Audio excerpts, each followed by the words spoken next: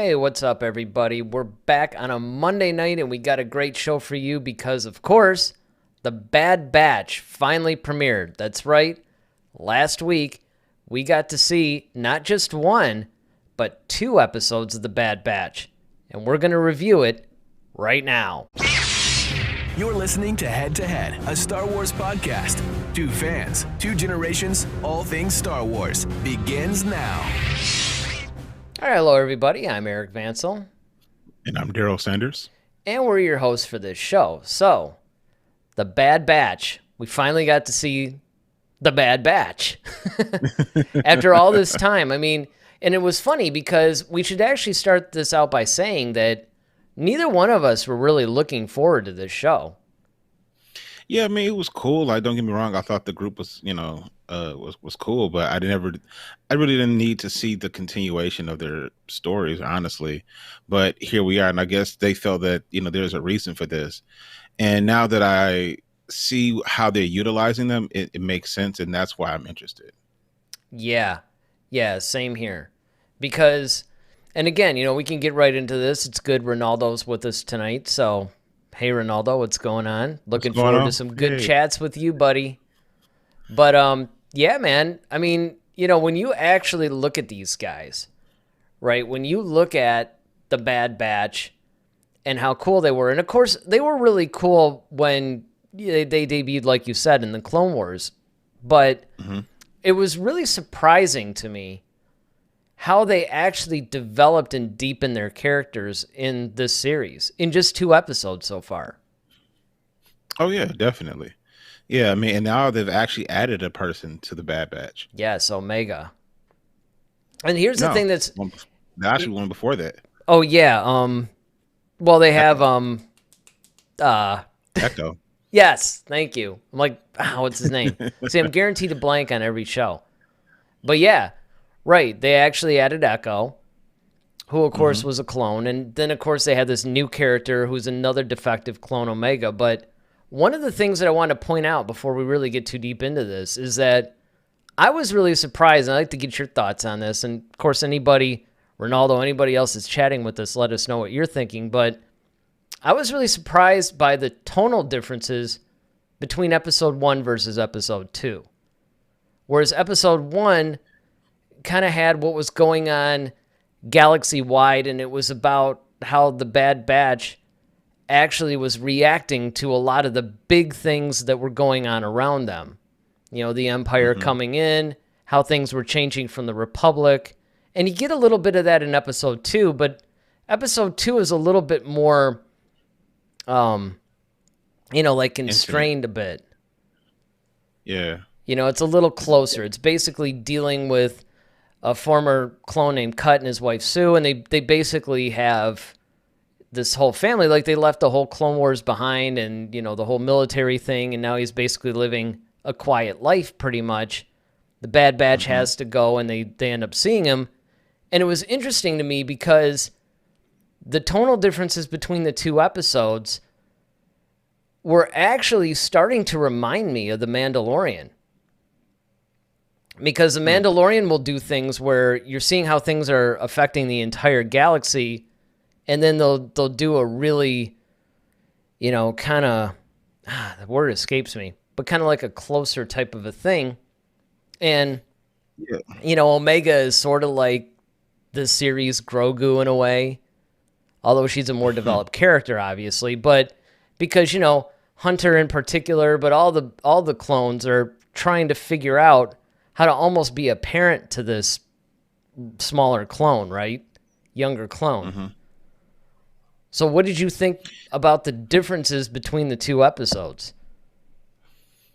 Yeah, so, I mean, episode 1, I definitely agree with you. Episode 1 kind of overlaps into Revenge of the Sith.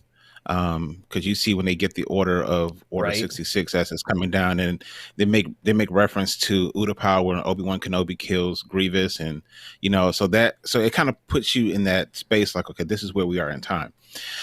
I really did enjoy, of course, watching this young clone young Padawan kind of being like enamored with the Bad Batch, like, oh, these guys are so cool, we brought reinforcements, and it's like, well, how many, Then it's like 5. It's like, oh yeah, we're dead. But then these guys totally come in, of course, in Bad Batch fashion and kick butt, and they do their thing. But then I really enjoyed watching how this kid who once momentarily just idolized these guys, almost kind of like, yeah, I want to hang out with you. Like, I want to go, he's asking his master, like, yeah, can I go hang out with him? She's like, well, all right, yeah, go ahead, do your thing. And then Order 66 happens, and of course he feels it in the forest, turns around, sees his master gunned down by all the regular clones, and he thinks instantly that the Bad Batch are going to do the same thing to him. And so now you see the fear that just instantly changes within this particular child. And then I like the fact that everyone wasn't affected except for Crosshair. Right. Crosshair was still kind of like in that whole, like, yep, we follow orders type thing. Like, kind of put me in that whole few good men, people follow orders or people die, that kind of mindset. So I really enjoyed that. And then, like you said, in the second episode, when they meet Omega, the word I would probably use is like, it's more of an intimate vibe. Intimate. That was what I was actually looking for. Now, when did you realize that young Padawan was actually Kanan? I kind of noticed it because, one, the way he was dressed, the fact that they call him like Caleb. Yeah, because we know that Caleb Doom was Kanan's real name, and that was the thing. At first, I was kind of like, they didn't really say his last name, though, for a while. And that was the thing that was... Yeah. He was dressed, and then his lightsaber gave it away, too. Yeah, yeah. The way the hilt of his lightsaber, I was like, hey, that's Kanan. Which I thought was really sweet, really cool, because, it once again ties everything together when you get to Rebels. But I really didn't. I love the intimacy of episode 2, because you really got into, like, understanding the clones a little bit deeper, especially Hunter. And then once again, just how these guys are like treated by their own people, and then how they're idolized by others, So like to everybody else, like this Padawan Kanan, little Kanan or Omega, like they're idolized, but then amongst their own peers, they have to sit at a separate table. You see the segregation within the clone ranks. And so I thought that was very poignant too. Well, that's true, because the Bad Batch were, a lot of times people forget, especially when you take it within the context of the Clone Wars. Whenever they were featured, they were kind of like the outsiders. They were the guys that weren't really following along with the program, really. They weren't following orders. And it was kind of interesting because in the first episode, when Tarkin starts to deal with them a little bit, you kind of see where this is going to lead them to go, maybe we need to go actually put actual people instead of clones, right? Have people be able to sign up, like basically the stormtroopers, because I think one of the things that they have to answer in this series, just because of the time period it takes place in, is how and when did it shift primarily from clone troopers to stormtroopers? Right. And why? Yes, and why? Absolutely. The why is really important too, because you have to wonder what the catalyst was, and are they setting this up to be maybe the Bad Batch actually had something to do? I mean, it would be kind of hilarious if these guys, it's like, yep, you 5 guys, now we're going to change the entire thing because of you guys. But, certainly it seems like they're alluding to the fact that they're factoring into that decision. It's starting to influence them. Ronaldo says, first I must say that the first episode is a better Clone Wars movie than the Clone Wars movie. And yeah, you know what? I agree with that in the sense of, you have to remember, though, that the Clone Wars movie naturally was taking place a little bit earlier. This is moving, obviously, past the Clone Wars. But I see what you're saying, though, because, I think that it actually established the universe, and it established the series a little bit better than the Clone Wars movie did. Because remember, episode 2 was basically the beginning, and I'm talking about Attack of the Clones here, the movie. Attack of the Clones was really our introduction into the Clone Wars. It was when the Clone Wars began, and then Revenge of the Sith, we're seeing the very end of it. And so when the Clone Wars series came out, it actually needed to be a series that established what we were going to basically see in the Clone Wars. And you could even say that, going along with that thought, you can even say the Omega character is kind of like Ahsoka in a lot of ways. Yeah. I mean, I can see definitely the comparison. To me, I still would say that the Clone Wars, in my opinion, was still a better movie. Well, when it was a movie versus, 2 episodes, but I mean, that's essentially what it was anyway. Yeah, but I mean, that is essentially what it think, was, and it's the same length. Yeah, but I think that the Clone Wars movie was a little bit better just simply because, you're getting more history and more like knowledge and the growth of pivotal characters versus the Bad Batch, where, don't get me wrong, you're more so getting like a glimpse of the time shift. But when you look at Clone Wars, you're dealing with Anakin, the growth of Anakin, the growth of Obi-Wan, and the growth of Ahsoka. And in that movie, you see a lot of different things happening.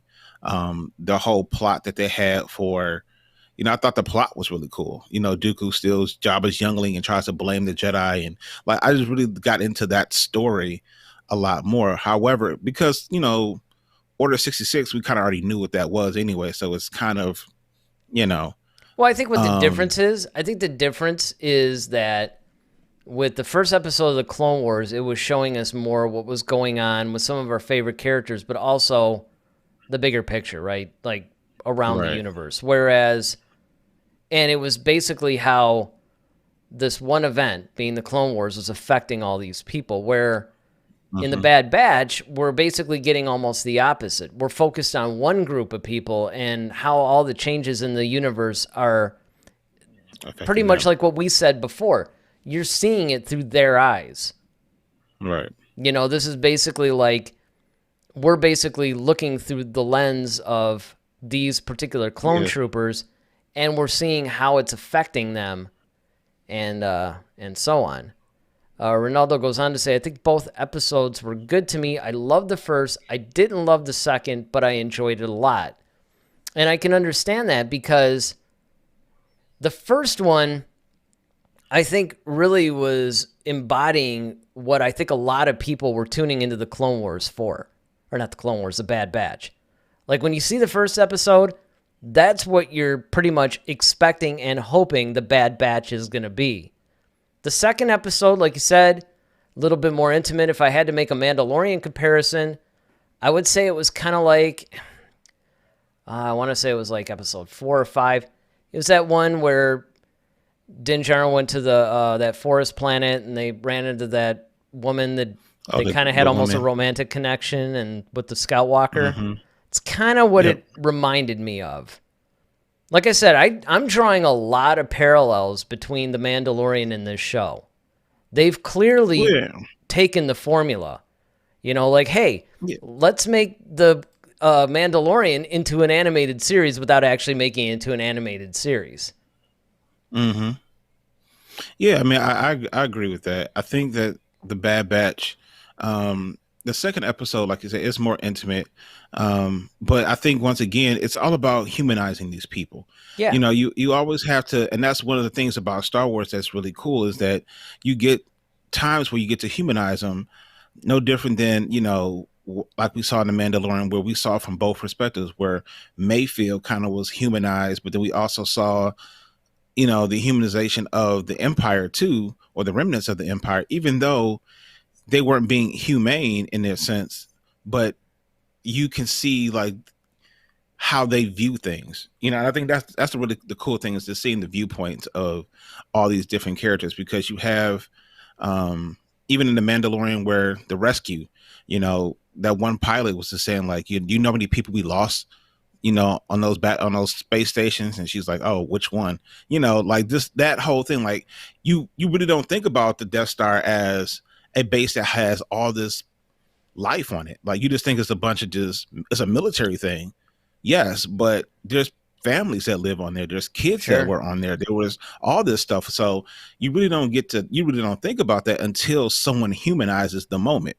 So I think that's kind of what happened in the Bad Batch, which is really cool, is that we got to humanize the clones, like I said, in various situations, whether it was caring for Echo, caring for Omega, or standing up, or like how Hunter, didn't want, like when he got to the planet and they ran into Saw Gerrera and they were like, whoa, there's people here. These aren't like droids or anything. These are people. There's kids. Like, what are they sending us here to do? Like, are they crazy? And that's when you start to see like the humanization, the segregation in the cafeteria when they were all eating, just all of that was really cool, and something that has honestly been missing from Star Wars that you really didn't think that was missing until you started to read the books. I remember you brought that up, in the Aftermath trilogy, when you're like, man, like, no, it really humanizes the Empire. It really humanizes. Well, in a way, I actually think Lost Stars is the one to Lost Stars, that's really okay. Yeah, because I was going to say what I meant. that's the Not one Aftermath. that totally, totally humanizes the Empire. But these are good points. Let me get through some of these. Ronaldo says, I knew Kanan was going to show up from the moment I saw Jedi Master Depa Billaba. Hearing him, I thought this is a 14-year-old boy with the voice of a 45-year-old man, but it was cool to see him. Yeah, I mean, it's Well, you have to grow up fast in the temple. I mean, come on, right? You're getting shot at. You got to lead troops. I mean, you kind of have to grow up kind of quick. Right. He goes on to say, I have a question. It was great to see Kanan for the fans, but I have noticed that many who have not seen Rebels are saying, I hope they bring him back.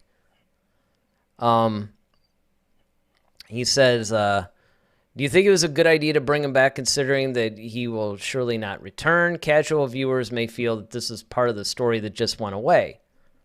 Yeah, I mean, I could see where, some people might maybe think that this is a cheap cameo appearance type of a thing, but I think you have to look at it more like this. And you and I, of course, Daryl, have really brought this home on the last couple of shows, where we were saying that a lot of these things that they're going to be doing from now on, starting with The Mandalorian, continuing with The Bad Batch, I'm sure with all the other series that are coming out, is that they're going to start to add context to a lot of characters and situations to which we've already been introduced.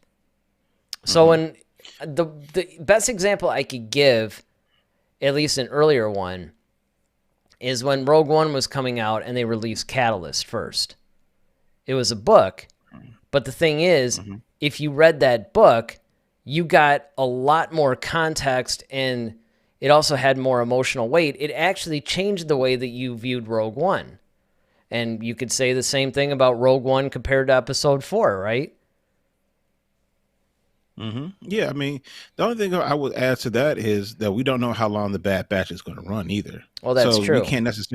We can't necessarily say that because, quite frankly, we don't see the Bad Batch, in Rebels. We don't see them, so we don't know. Like, maybe Kanan did find them again and destroyed them. We don't know.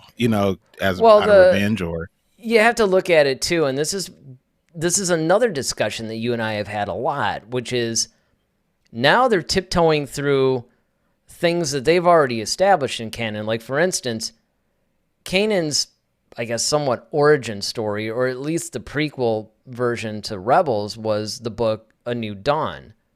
And that's when we see Kanan basically, he was basically a Padawan, but now he's in hiding. It's almost kind of like I said before, the Jedi Fallen Order storyline, where he's basically just, almost like a smuggler kind of a thing. And he's hiding his force powers. He's doing all this other stuff. And Hera meets him, and she kind of pulls him out of that funk and is like, no, you need to do something worthwhile. You have a responsibility with these powers that you have. And the problem is, now going earlier into Kanan's life, they have to be very careful about what they do with him, because you don't necessarily want to start contradicting anything that was introduced in A New Dawn. But I mean, again, like you said, we don't really know how long this is going to go. And another thing that I think that you brought up, which is an excellent point, is like, look, we have a lot that we can talk about here, but let's not try to base, the entire series on like 2 episodes, right? We've only seen 2 episodes of this thing. It's not like we know every little direction that it's going, Right. Yeah. I mean, and I think once again, it's some things are for the fans. I mean, that's just the thing is, there's some things are just strictly for the fans, the hardcore fans, I should say. And so, yeah, if you don't get the fact that that's Kanan from Rebels, then okay, then we know where you fall. But that doesn't mean you still can't enjoy the Bad Batch. And I think there's so many other stories that they're going to tell out of this, because already you can see, like, okay, the fact that, Tarkin is, how shrewd he is, because the fact that he's like, okay, you know what? They did this. Let's see how they do against live rounds. Yeah. So, and that was just like a whole twist. And it's like, oh, all right. So I think there's going to be a lot of different things. The story that's really interesting to me is how they're going to deal with now, because you have one of their own who's always kind of sided with the Empire, or, at this time, which is Crosshair. And he's kind of like one of the most dangerous ones because, of his skill set. Mm-hmm. But, now you have one of your guys went kind of rogue on you. And so now you have to kind of contend with that. And so I think that's going to be interesting. It's going to be interesting to see how Tarkin is going to be fleshed out, because I think we're going to get a lot of him. I think we're going to get a lot of Tarkin in this. And it's amazing how the actor sounds so much like Tarkin. I know. You almost forget that it isn't Peter Cushing. I mean, to you, it really is Tarkin. And that brings up another good point, though, because I think one of the coolest things that we're going to see, and it was yet another thing that was on my short list of things I wanted to see, and that is how you start not just the Bad Batch themselves, particularly with episode 2, even like the citizens, they're starting to see the differences between how the Republic was and how the Empire is. Mm-hmm. Now that they have these codes and stuff that they have to have, now they can't travel the way they want to. Yeah, it's got a little bit of Nazi Germany coming, it's sort of like, oh yeah, you have to have these codes and all this, and it's, I mean, they're starting to see like, oh, because one of the things that I thought that they did was really cool was what they almost like replayed the same speech from Revenge of the Sith that the Emperor gave, kind of around, and, so everybody could basically witness it. But what I thought was cool about that was, much like what happens with other dictators or whatever that come into power, they start promising all this stuff, and they deliver for the most part at first. So they give you all this stuff, and they make a lot of things better, but then they slowly start to erode away the freedoms that you once had. And of course, as we have seen a lot of times, because we can look back on history and say, well, how could these idiots have ever fallen for that? Well, it's because, first of all, it's happening slowly. And secondly, it's kind of like you're trading freedom for safety and for peace. And that's essentially what the Emperor is promising. And he's starting to deliver. Yeah, it's kind of like the whole drug dealer thing, where you feed the same community that you're actually poisoning them with. It's crazy. So they'll do like, oh, we're giving coats away to kids. We're handing our turkeys around Thanksgiving. We just want to give back. And because everybody sees these guys rolling up and down the neighborhood in these expensive cars and jewelry and everything. So everybody wants to be like them because they represent wealth. But then, at the same time, they're the same people that's actually giving products to the community that kills them. So, yeah, I mean, I think that's just one of those things where how, like you said, you're seeing a lot of different historical things happening here. You're seeing kind of a little bit of the whole, like you said, the Nazi Germany situation here. You're seeing some segregation within the clones, and that was part of Nazi Germany and, the civil rights movement. You're also seeing now that you have a lot of different about how people view the government. Everybody looks at the government. It's like, oh, these people are our saviors. And then now they're kind of like doing stuff that you kind of like, this doesn't feel right. Like, why are they doing this? And this doesn't make a whole lot of sense. And now you understand why you have these conspiracy theories and people, like, it's not all crazy, because these things do happen. And so I think this is, in Star Wars, this is the kind of thing that is really cool, because we're getting, and you and I talked about this at length, the political side of things, the political drama. And like I said, with Tarkin and, different things that I feel like that are going to be coming down, you're starting to see that, and it's just kind of like, wow, okay, this is why people rise up and try to fight against. So now you understand the whole war in itself, because people were just tired of being browbeaten down, and good people had to step up to actually combat this. Yeah, because you're also seeing a wider viewpoint of everybody, where the birth of the rebellion needed to happen. Because for a while, we're only introduced to it through like Vader and the Emperor and kind of like the Empire as a whole, when it was already a totalitarian thing where they, like 45 minutes into the first movie that we were introduced to, they blow up a planet, so, okay, these are bad guys, right? I mean, exactly. They kind of need to be stopped. But when you think about a lot of the citizens who either love the Empire, like the Empire, or maybe they weren't too crazy about it, but they're like, okay, well, whatever, it's the government, what are we going to do?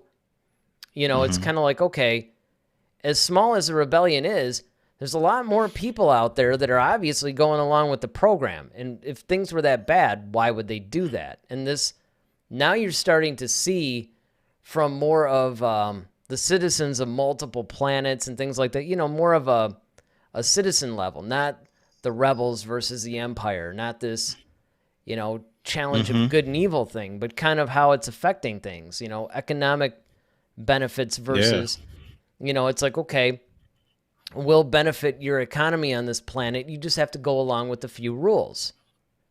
And at first it seems reasonable. And that's what I love about this series.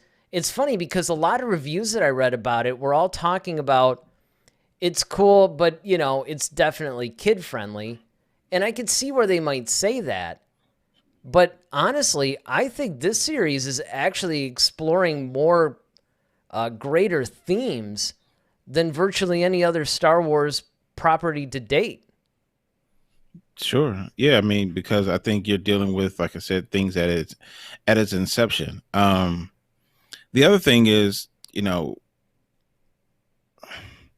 when you look at, Palpatine and then, how even his whole speech that he gave, right? How like the troopers are like cheering and stuff, but then like Bad Batch is kind of like, yeah, that was a really chilling scene. Like I got goosebumps when that happened, because you're seeing the, because again, when we always knew about the Empire, this is like decades after, or at least a couple almost after, the Republic fell, right? But you're kind of seeing right after.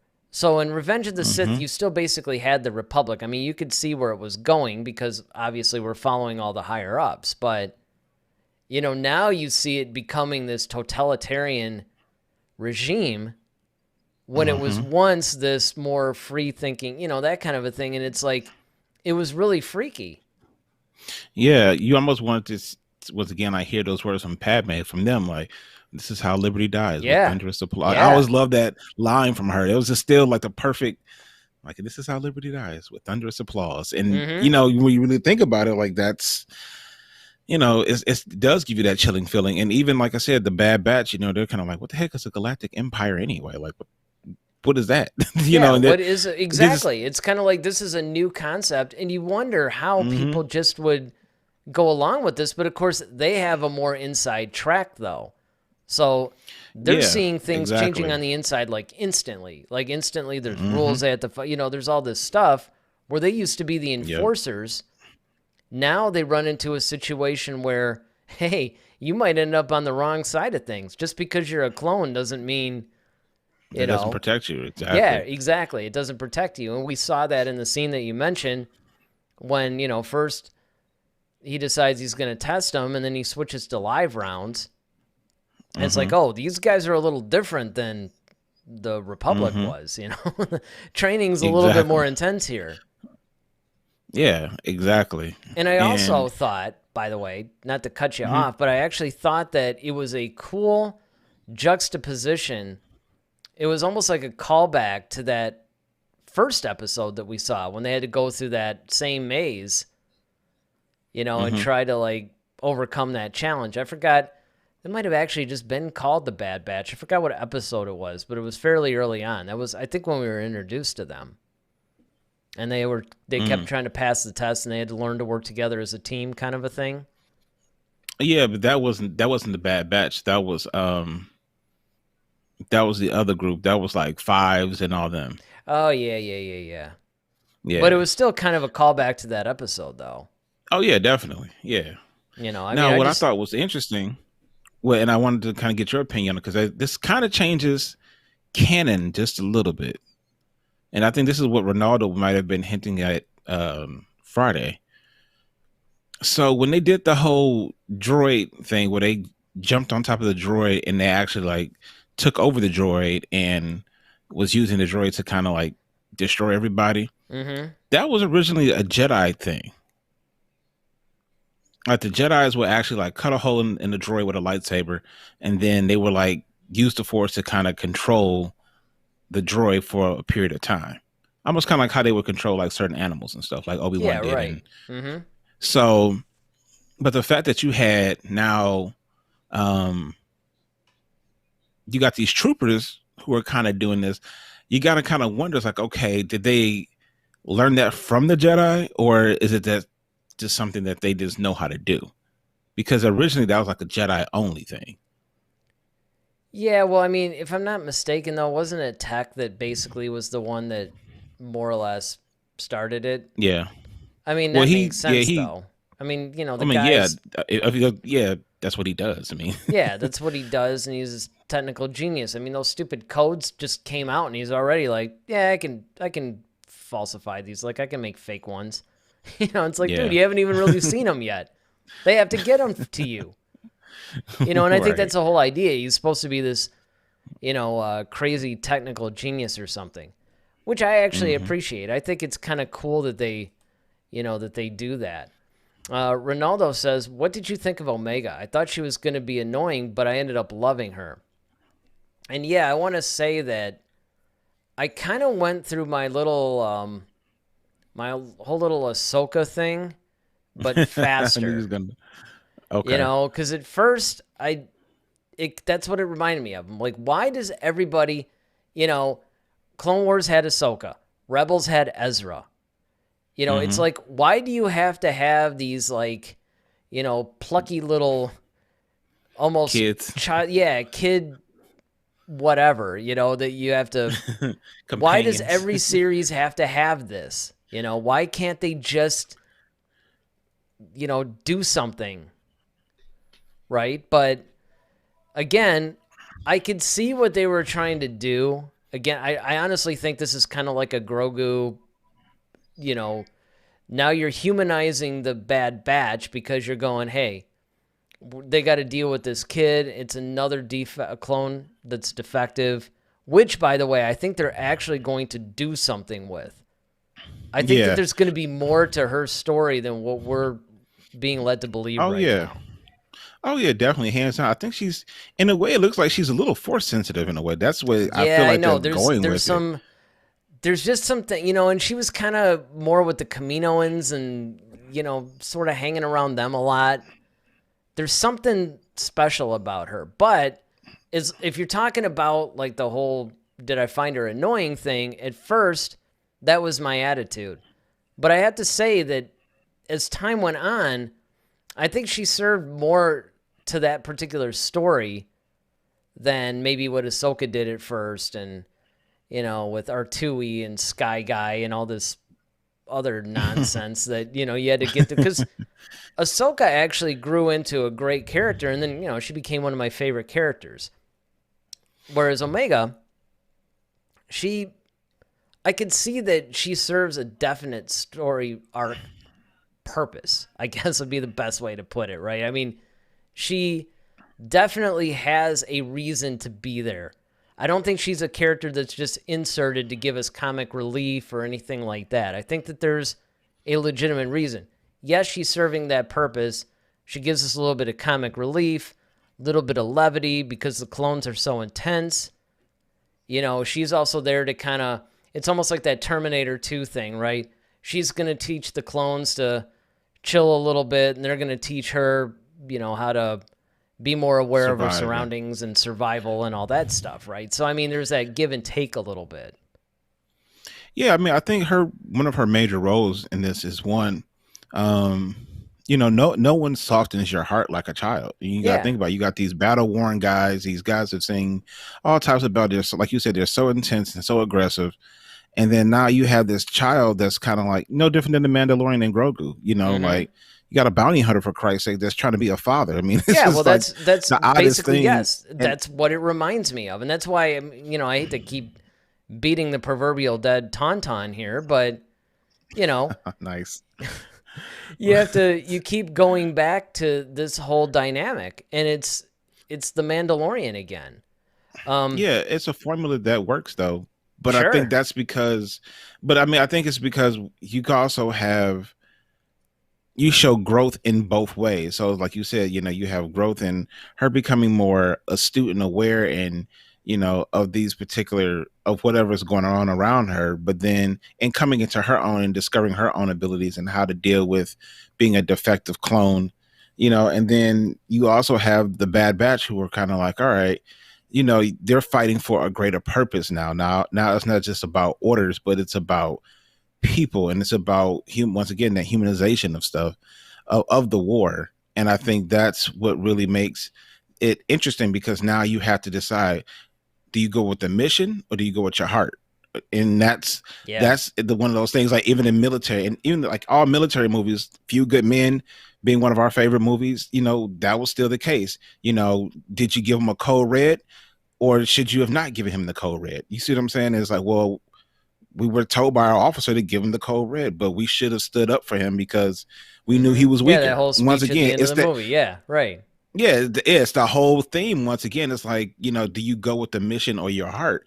And that's a thing that a lot of people can relate to just in life. Well, and of course, you know, this is storytelling, right? I mean, they have to go with some classic storytelling tropes in order to pretty much reel people in. And I mean, there's a reason why these are classic storyline or story arcs that they keep retelling in different mediums. And that's because people, like you said, they relate to it. Speaking of which, got to go back a little bit. Ronaldo says, actually, there was retcon in Kanan's story. In Kanan's comic, which I did not read, by the way, it is shown how he witnessed Order 66 and how his master was murdered, and it's different from how we saw it in the Bad Batch. He basically went on to say that it had some similarities, but it's different. And I wonder if that's truly a retcon or not, because it's kind of like you said, we saw him in that one scene, and of course he took off or whatever, and yeah, you know, his master was murdered. I mean, I guess it is, just by the way that it was probably depicted in the comic, but I think they were just going with the overall theme, and this does bring up a bigger problem, though, because Disney had said that one of the things that they were doing when they hit the reset button and they basically shelved Legends and said, okay, the old expanded universe is Legends now, it doesn't count, but everything that we do now is going to be canon. So you'll have that continuity. We're going to keep building on it. But the problem is, the first thing that they did, you notice a discrepancy between books and movies, which, of course, you know, you can let that go, because a lot of times, say when they did the novelization of The Force Awakens, you know, they're getting an earlier draft of the script, and then it changes like 3 or 4 times, you know, between the time the book was finished and when the movie's done. So that's why you had Rey and Poe actually met in there instead of in The Last Jedi, like what we see at the end. Right. You know, but the comics, though, it's kind of like they do need to be careful, because if they're going to keep tiptoeing around... Oh, I think I kicked my light out. Gone to the dark side. Yeah, right. Welcome to the dark side. It is plugged in, but yeah, I mean, it's kind of weird how that happens, though. You know what I mean? It's like they'll do things like that, and there's really no reason for it in my mind. Yeah, I mean, one of the things about the whole retcon thing. I mean, I guess as long as you kind of basically relatively keep the same story and it's the gist, it just can't be vastly different. You know what I mean? Like, I think that's the bigger thing. It just can't be just so like, okay, he was killed by a lightsaber. Now you got him, falling off a cliff. Like, okay, now which one is it?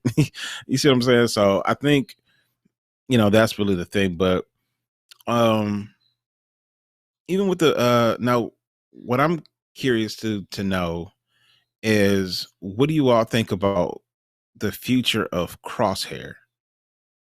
Besides the fact that he sounds eerily close, and I know it's the same actor who does the voice, but it totally sounds like Cad Bane when he talks. Yeah, well, I mean, the Crosshair thing, that's another good one, though, because that is something that we haven't really touched on yet. Mm-hmm. Because you're right. I mean, Crosshair definitely is one of those characters where, and again, they didn't really deal with him too much. Like, they didn't deal with that story arc. Because I honestly really wanted to know, like, how did all their other chips, like, fry out, but his didn't? Well, that's the thing. And I think that's going to be another thing that's going to be explained later. Yeah. See, there's a lot of things, and again, there is a temptation, especially people like us that are going to watch these episodes and analyze them to death. I mean, in a lot of ways, that's where I think that our reviews kind of stand out a little bit because, again, I'm not trying to break my arm patting ourselves on the back here, but one of the things is the usual review shows will just kind of go through the story and make comments about it. And I mean, we've done that too. We'll do that in the High Republic a little bit, but we also like to discuss the greater themes.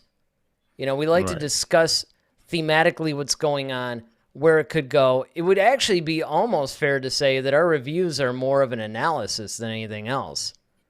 Yeah, because it's more so like, how does it affect the bigger picture of where Star Wars is actually going to? Sure. And in fact, before we get too deep into Crosshair, Ronaldo actually has something that kind of goes along with that theme. He says, another question, do you see the relationship between Hunter and Omega as father and daughter or brother and sister?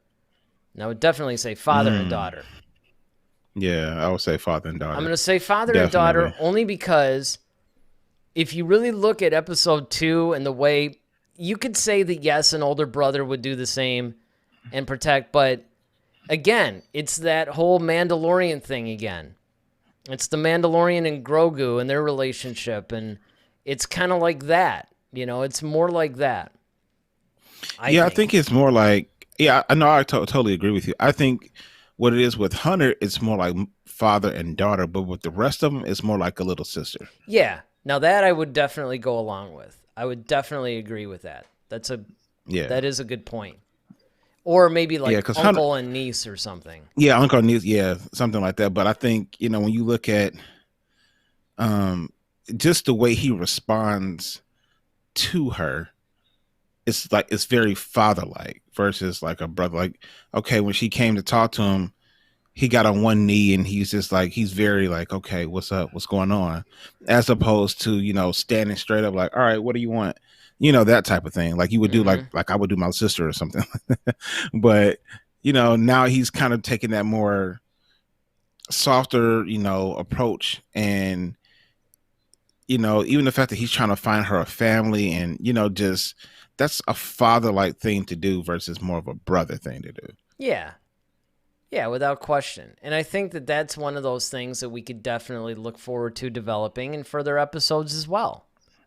Is that, how are they going to further that relationship? And are they going to do a thing to where... So they tease the fact that, okay, I'm going to send you off with this other family. And then at the end, it's like, no, she comes back and now she's with them. Mm-hmm. But it makes you wonder, are they ever going to say...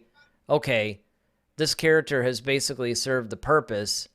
now we're going to ship him off.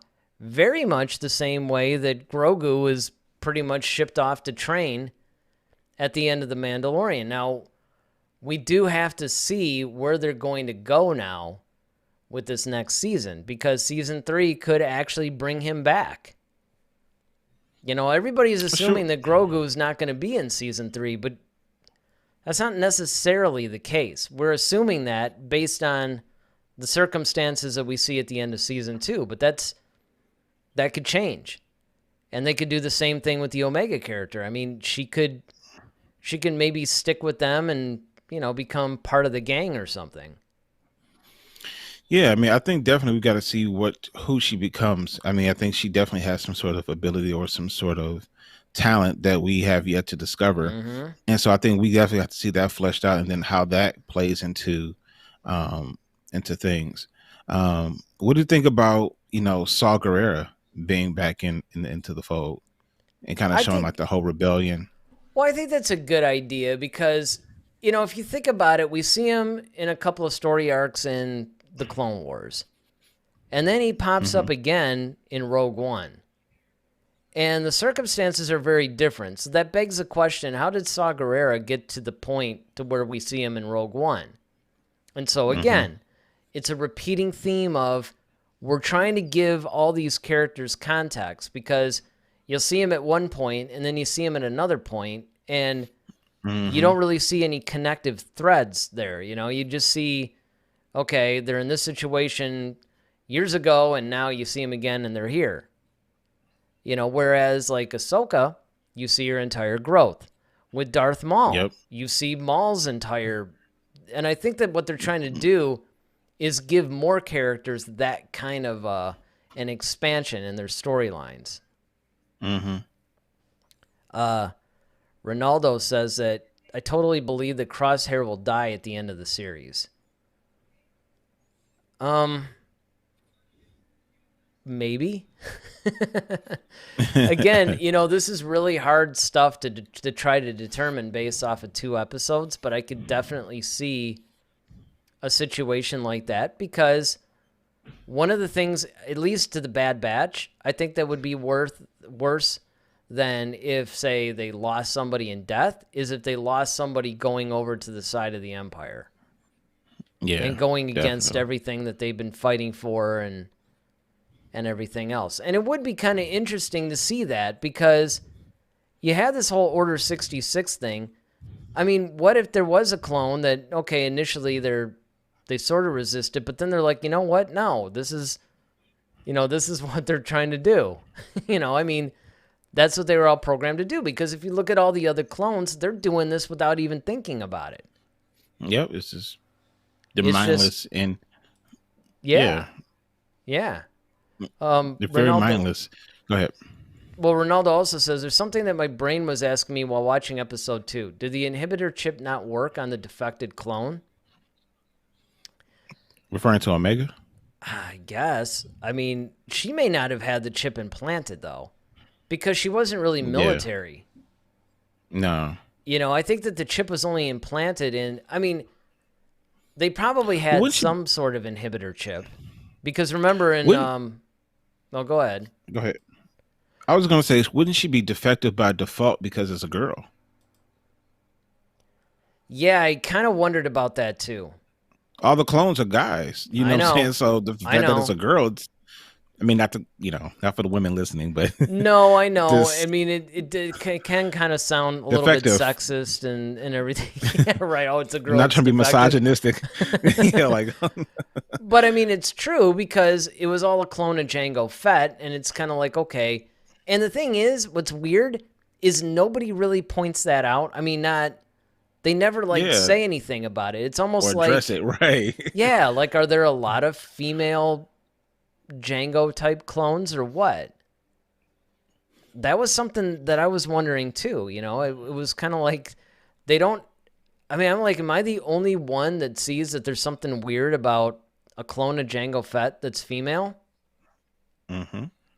But you know, maybe they engineered him. I mean, I wouldn't think so, because the whole explanation they give in the Attack of the Clones is that they basically have these alterations that make them a little bit more susceptible to orders, and they're not going to question authority and all that stuff. That's why Jango wanted what he called an unaltered clone, which is Boba. Boba, right. So Boba didn't have any of that stuff, right? But all these other clones did. And then, of course, there's this chip that Palpatine then has placed in him that seems like it's separate from that one. It seems like the one that's making him a little bit more obedient and things like that is one process, and then you have this chip that he can activate. Yeah, it kind of reminds me of the whole Kingsman thing when they had the whole cell phone chip thing, and it just kind of made people just go psycho. Yeah, that was crazy. Ronaldo says, I mean, the clone that had the Twi'lek wife and the children. I mean, to me, and again... Oh, Cut. Yeah, Cut. And his wife, Cut. Sue. Okay. Right. But see, to me, where that's coming from, and this is what that one reminded me of, was the fact that now it's almost like Schwarzenegger's Terminator from the last Terminator movie, Dark Fate, where he kind of went by the name of Carl and had a wife and all this other stuff. That he kind of just chose to leave the Terminator life behind and raise a family or something. Mm-hmm. And that's the thing. It's like, and again, and this goes, Ronaldo, this goes to your point earlier where they're starting to alter canon a little bit. Like they're playing with it. And it makes you wonder where they're going to go and how far they're going to go, because, I mean, they could end up in trouble. They could end up painting themselves into a corner, or they could start to contradict so many different things that are already out there that fans are just going to be like, you know what? I mean, we don't even know what's true anymore. Right. And I get it. I mean, they're doing all these things in order for there to be a cool story, but I don't know. I just think that, okay, now you got this female Jango Fett clone. I mean, that's kind of a stretch to me.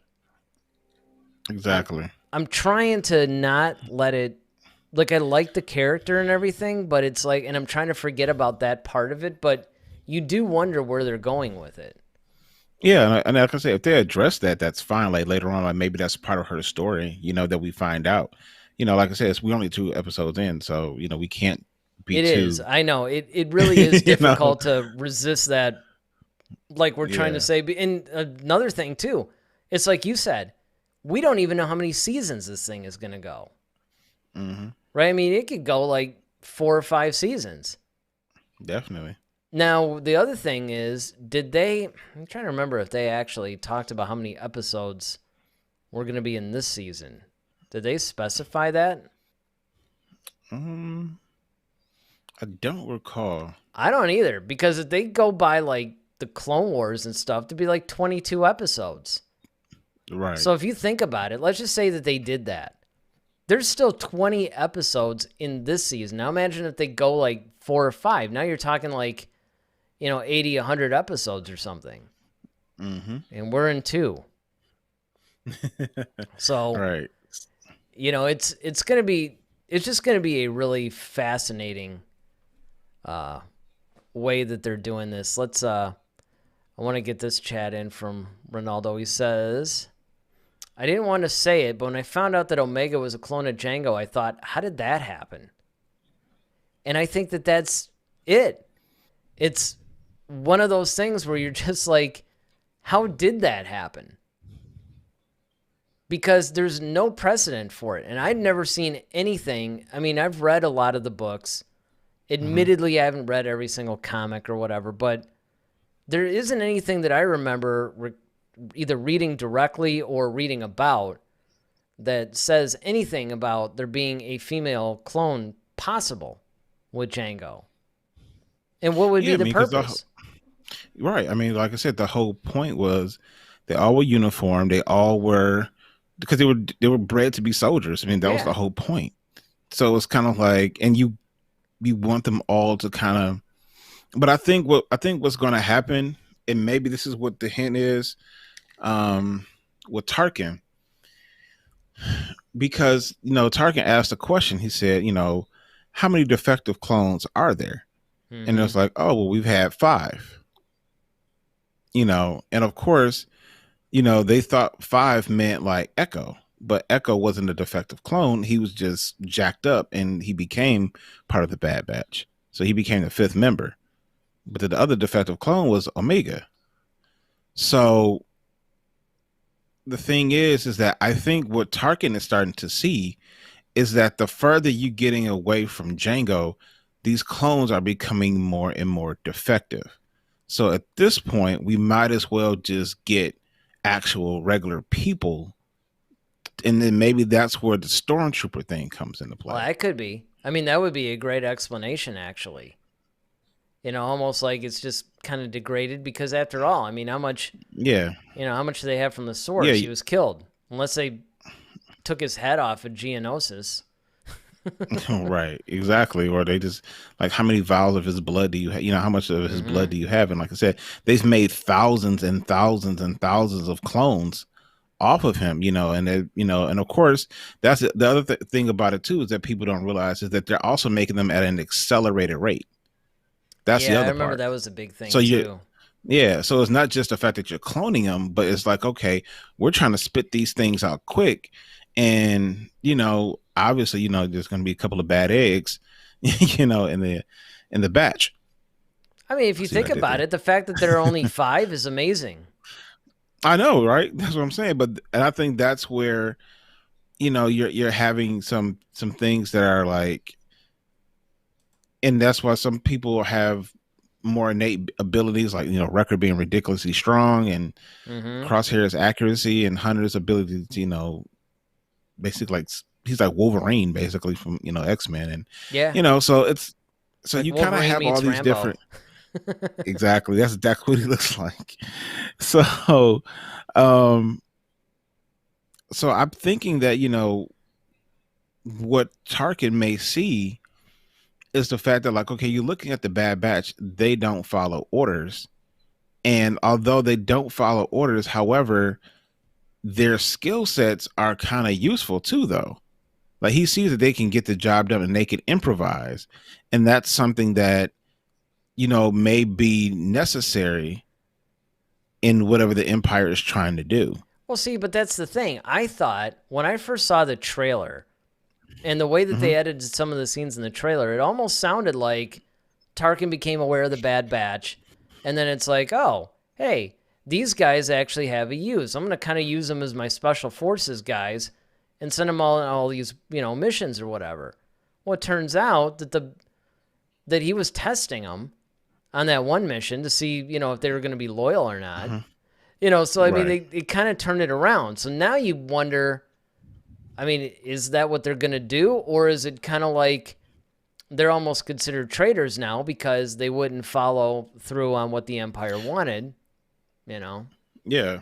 Yeah. They're more considered traitors, and I think so. I think that that might have changed the Empire's uh way of doing things as far as their propaganda, as far as like, okay, Well, maybe I getting the definitely think the actual. stormtrooper thing, that's like spot on. I think that would be a great Hmm. way for them to go, hey, listen, you know, these clones are getting more degraded at a quicker rate, and we're getting more defective Hmm. ones, and they're not quite as obedient as they were, and now they're starting to, have more Yeah, they're independent causing us thought. problems. Yeah, it would be Yeah. better to just actually have people and do the Hmm. stormtrooper program.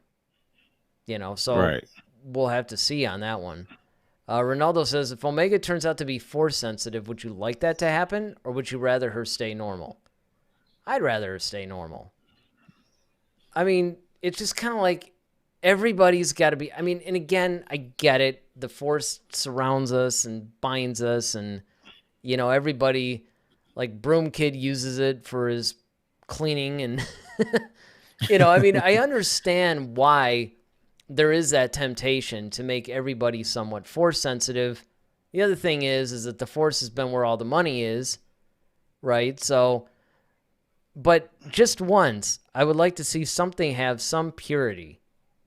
Because like you said, Daryl, I think that this could be more of a political thriller type of a series. Yeah. It doesn't need anybody to be force sensitive. Here's the thing about that. Like, while it would, in a way, it would be kind of be cool.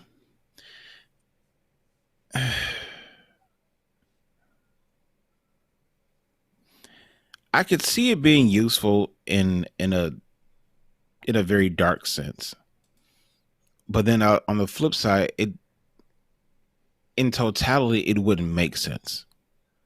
And here's what I mean by that. So on a dark scale, like I could see something like this. If I was like writing a storyline, I would have, okay, let's just go with the fact that she is force sensitive, and let's just say, the Bad Batch kind of finds out like, oh wait, you can do this stuff like the Jedi. Okay, wow, this is cool. This could be useful for us because we, that makes our team stronger. But then it's like, okay, well, now she falls under the whole Order 66 thing. Yeah. So that could be, you see what I'm saying? I can see the dark side to that. Right. Almost you can get like some cool story out of that from a darker perspective. Yeah. But once again, how it overall would make sense. It doesn't make sense. I'm sorry. Once again, it's like, okay, so you mean to tell me out of like legions of all these stormtroopers who are from Django, how's this one just all of a sudden force? You see what I'm saying? Like that's just, I know the force. That's what I'm saying. But it would be kind of cheesy at that point. And it's a cheap tactic at that point. It's like, again, the way to shoehorn the force into everything. And again, it's not like, because look, I love the whole Jedi Sith thing. That's kind of my favorite thing in Star Wars. But a lot of times people tend to fall into the one or the other. They always had that old saying, some people like the lore, some people like the war. Mm-hmm. I kind of like them both equally. Yeah. I could get really into the whole, stories about the troopers and all that stuff just as much as the other. Yeah, certainly, because I think once again, we're all looking at this thing from everybody's perspective or lens, and so you see things from a Jedi's perspective, and you can see things from a Sith perspective, and you can see things from a clone trooper's perspective, you can see something from a politician or a senator's perspective, and there's so many different things how people view all these actions that are going on by these different people, and how all of it is impacting the galaxy, and it's almost kind of like your own choose your adventure in that way. Because it's like, okay, well, what version of Star Wars do I want to see today? Do I want to see a bunch of lightsaber duels, or do I want to see something really, really gripping political, shouting across the Senate room, like drama? Like I want that, but I do want a gunslinger type thing. I'm in the mood for like some Clint Eastwood. Let me pop on Mandalorian. And this is what you were always talking about, is creating those subgenres under the Star Wars umbrella. And I think this is what we're kind of seeing, as it all relates to the big overall war. Yeah, because they can almost pull like a Lion King 1.5 thing, right? They could make episode 4, like they could take any Star Wars movie or any period of time, let's say, and just retell the same thing from a different perspective, from a different group of people. It'd be kind of cheesy, and I'm sure that would wear off on people. Like, okay, quit remaking episode 4 from Gambler's perspective or something. Yeah. But right. Ronaldo he basically weighs in on her. He says, I would like her to stay the way she is. I see no need to turn her into a Jedi or something. And I think that we should probably clarify, though, that just because you make somebody force sensitive does not necessarily mean you have to make them into a Jedi or Sith. Right. Look at Maz Kanata. Right. However, I get the overall point of that comment, though, because usually it's going to, one of those groups is going to take interest in them. Mm-hmm. So, it's just one of those things that I agree that I don't necessarily think that they should try to go into that direction, and I hope they don't. And they may not, again, though, I am intrigued by the idea that you brought up where you said, hey, wouldn't it be cool if she ended up being force sensitive and now they're almost having to fight their own nature? Mm-hmm. which is almost like that vampire thing, where a vampire falls in love and it's kind of like, man, I really want to like drain her body of blood, but I can't because that would make me a bad boyfriend. Yeah. It's Twilight all over again. Right. Yeah. Yeah. I mean, yeah, essentially. Yeah. And I think but even like, with like I could see the Bad Batch having to protect her from the Empire, because it's like, okay, we found out that this child that they're running around with is force sensitive. Vader might take interest, like, okay, or the Emperor might say like, nope, she's got to go. And now they're sending, battalions after the Bad Batch, and the Bad Batch feel like, well, she's one of us. We got to protect her. She may feel guilty, like, well, as long as I'm with you guys, I'm a risk to you guys. And, so you can see you could create a lot of drama and tension out of that. Just being force sensitive, not the fact that she's a Jedi, but the fact that she can, maybe she can just see, outcomes of certain things, like, oh, if we do this, this is what's going to happen. So we need to, do this, or I know what this person's thinking, pulling like Kylo Ren moves where I can read your mind type stuff. So, that could be useful, but to the Bad Batch, because then now their missions are more successful. And Tarkin might try to figure out, like, well, how the heck do they keep beating us all this time? It's like, oh, it's this child. It's this child who has the Force, and she's able to, anticipate all this stuff. We get rid of her, we can slow the Bad Batch down and maybe, destroy them. So, I mean, I could see how it could be kind of cool, but once again, you still have to now answer the question: how did this child get the Force all of a sudden when, Jango was never Force sensitive, and so why do all his clones never have it? And then now there's one clone that's defective. All of it. Yeah, it's just. I just think it's kind of cheap. But, I mean, hey, we'll eventually learn all about it, I'm sure. And that's what I'm hoping. And that's what's going to be really exciting about reviewing all these episodes. We might not even realize what we're in for, too, because, this isn't like some short-lived 8-episode series. By reviewing the Bad Batch. And Filoni and Favreau are known for... Yeah, we're going to be in this. So it's going to be kind of exciting. Likes throwing twists at us anyway. Yeah, that too. So it's going to be really fascinating for us, and I'm looking forward to... I just haven't decided yet whether we should wait and do them 2 episodes at a time or each one individually. Still got to toss that around because we got the High Republic we got to review. I think I think the new issue comes out Wednesday. I'm not entirely sure on that, but I'm pretty sure. So that could end up being what we do next Monday. I don't know. But, basically be sure to check it out. I mean, let us know what you guys are thinking of the Bad Batch series so far. What are your thoughts on episodes 1 and 2? Are you happy with the direction? Do you like the new characters that they're introducing? Nothing really specific today. Just let us know what your thoughts are on episodes 1 and 2 of the show. And also let us know where you think that this thing could end up going. Because I think we're going to be in for a wild ride, personally. And, of course, definitely. Don't forget to subscribe to us. Hit that subscribe button, hit the like button, hit the notification bell so you guys can be notified when we're going to come out with all these, different live streams. I'm sure we're going to eventually upload some pre-recorded videos, too. Not everything has to be live, although we do love to interact with you guys live. So I'd like to welcome all the new subscribers. I mean, things are moving. We're actually getting some new subscribers. That's great. The bigger this community gets, the more interesting it'll get. Even if you're not chatting, I know some of you guys are lurking out there watching. That's fine. But, if you feel like chatting, don't forget to chat in. We'd love to hear from you guys. So I think with that, we'll be back Friday with something. We don't really know yet what we're going to do. That's one of the nice problems to have in Star Wars right now, is that there's so much going on that not everything is defined. But you can bet that we will be back here Friday night, 8 o'clock Eastern Standard Time. So make sure you join us. So until then, I'm Eric Vansel. And I'm Daryl Sanders. May the Force be with you. Always.